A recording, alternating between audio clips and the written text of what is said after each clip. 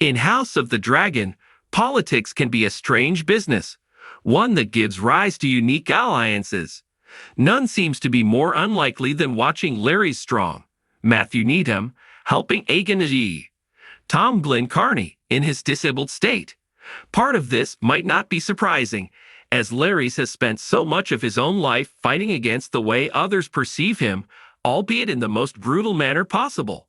However, there are also reasons why helping Aegon is less sentimental than practical, serving to curry favor and undermine Aemond, Ewan Mitchell, as regent. With his kingdom on the line and his own family having forgotten him, Aegon now only has Larry's to rely upon, which might be just as he prefers. For his entire time on the small council, Larry's has always been very mysterious, but now he may also serve as the last refuge for Aegon as defeat inches ever closer. The reign of House Targaryen begins with this prequel to the popular HBO series Game of Thrones. Based on George R.R. Martin's Fire and Blood, House of the Dragon is set nearly 200 years before Game of Thrones, telling the story of the Targaryen civil war with King Viserys. Larry Strong uses his image to his advantage in House of the Dragon. As terrifying as he is, Larry Strong has arguably been fighting against negative perceptions of himself since the second he was born.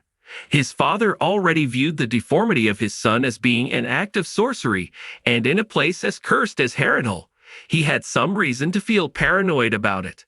We know little about his childhood from then on, but it feels clear that his origin from such a noble family at least opens some doors for the future.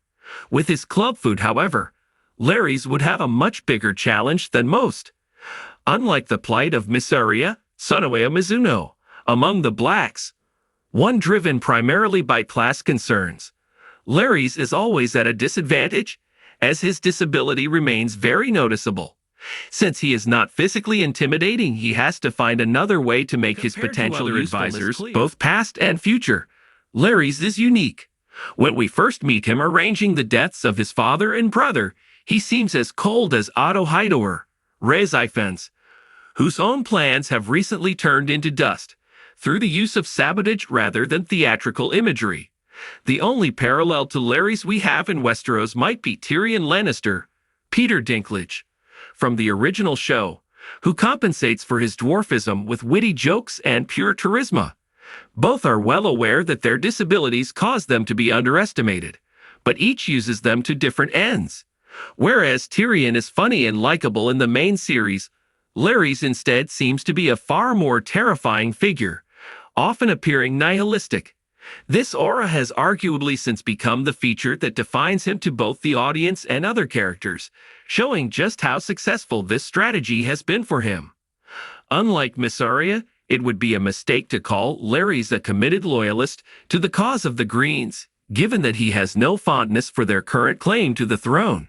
His true goals seem to change by circumstance, and not even the actor playing him could actually tell you what his desires are.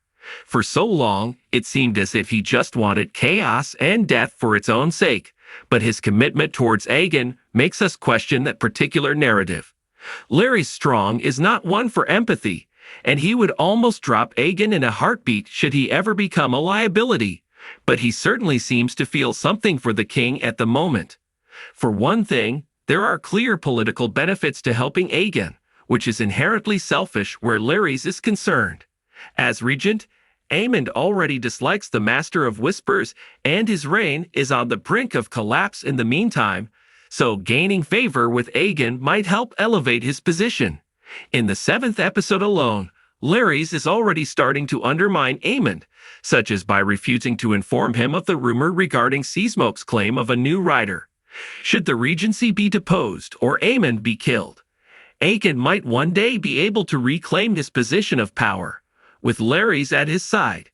There are more personal reasons why the clubfoot might be trying to support Aegon as king. Had he been truly as heartless as he first appeared, he easily could have poisoned Aegon in his bed after seeing his usefulness to be over, given how he had been a bad king and an even worse brother in a short time.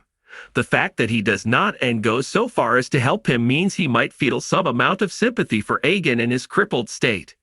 In many ways, Larry's is the only one who can understand the plight of the young king, and he seems determined to nurse Aegon back to full strength through brutal trial and error, likely just at the right time.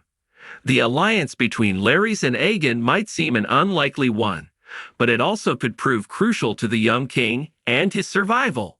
As the spymaster for the Greens, Larry's arguably has better means to protect Aegon from external threats and murder plots than his own Kingsguard, meaning Aemond would have a hard time finishing the job if he ever felt the need to try. With Aegon in seclusion, he seems to be forgotten by everyone else in the chaos of the war, even his own mother. As Larry's notes, people will be bound to underestimate Aegon in his position, meaning he still has the potential to become a political weapon if he ever recovers. The whole reason Aegon went to Rook's Rest was to prove himself a man and secure his legacy as king. Now, he actually might have the chance, though certainly not in the way he intended. The alliance between Aegon and Larry's also has importance on a military level. The Blacks have always been very close to the capital, only limited by the lack of sea transport, and the imminent battle could decide who controls those lanes. With the rise of the Dragon Seeds and King's Landing under threat, Aegon is now a sitting duck. Should the city fall, Aemond might very well leave him for dead, and the rest of the council might not have the motive or the means to try to save him, leaving Larry's as his only other option for salvation. Given his comfort staying behind the scenes as a grand schemer, and that the Blacks view him as being an obvious target, Larry's also needs to be concerned with his own survival. So an alliance would be just as crucial to him as it remains to his king. Just as Larry's fought so hard to get to where he is now, Aegon might need to follow his example if he ever hopes to survive or escape an occupied capital city where the queen reigns and dragons loom.